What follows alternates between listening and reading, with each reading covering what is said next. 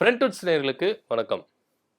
நடிகை வனிதா விஜயகுமாருடைய மகள் வனிதா விஜயகுமார்.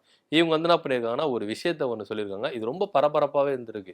என்ன அப்படின்னு பார்த்தீங்கன்னா, நாங்க வந்து ராஜராஜ சோழன் இருக்கார்ல, அவருடைய பரம்பரை சேர்ந்தவங்க அப்படின்ற மாதிரி ஒரு விஷயத்த ஒண்ணு அள்ளி தூவி போட்டிருக்காங்க. இது ரொம்ப பரபரப்பா இருக்கு. இவங்க ஒரு படம் ஒண்ணு டைரக்ஷன் பண்ணியிருக்காங்க. மிஸ்டர் அண்ட் மிஸ்ஸஸ் இவங்க பொண்ணு தயாரிக்க, இவங்க இயக்க, இவங்க முன்னாள் கணவர் வந்து என்ன பண்றாரு, ஹீரோவா நடிக்கிறார். ராபர்ட் மாஸ்டர் வந்து என்ன பண்றாரு, ஹீரோவா நடிக்கிறாரு.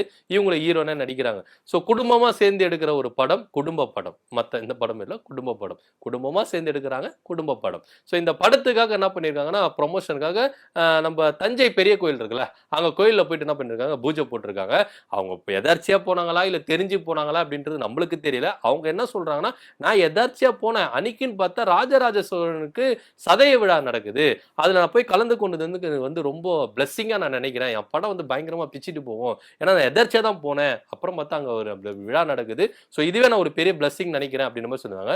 இன்னொரு விஷயமும் சொல்லியிருந்தாங்க. என்னன்னா, நாங்க வந்து ராஜராஜ சோழன் ஃபேமிலியாம்பா. எங்க பரம்பரையே ராஜராஜ சோழன் பரம்பரை அப்படின்னு நான் சொல்லல. எங்க அப்பா சொல்லியிருக்காரு. சின்ன வயசுல வந்து நிறைய கதைகள்லாம் சொல்லுவாரு. அப்போ சொல்லியிருக்காரு, நம்ம ராஜராஜ சோழனுடைய ஃபேமிலி, அவருடைய பரம்பரை வகையறா நம்ம சேர்ந்தவங்க அப்படின்ற மாதிரி சொல்லியிருக்காரு. எனக்கு இதை கேட்டு ரொம்ப ஆச்சரியமா இருக்கு அப்படின்ற மாதிரி சொல்லியிருந்தாங்க. தெரியல, ஒருவேளை வந்து இவங்க உண்மையிலேயே ராஜராஜ சோழன் ஃபேமிலியா, இல்ல ப்ரொமோஷனுக்காக, இல்ல எதனா ஒரு விஷயத்துக்காக இவங்க சொல்றாங்களா அப்படின்றது நம்மளுக்கு தெரியல.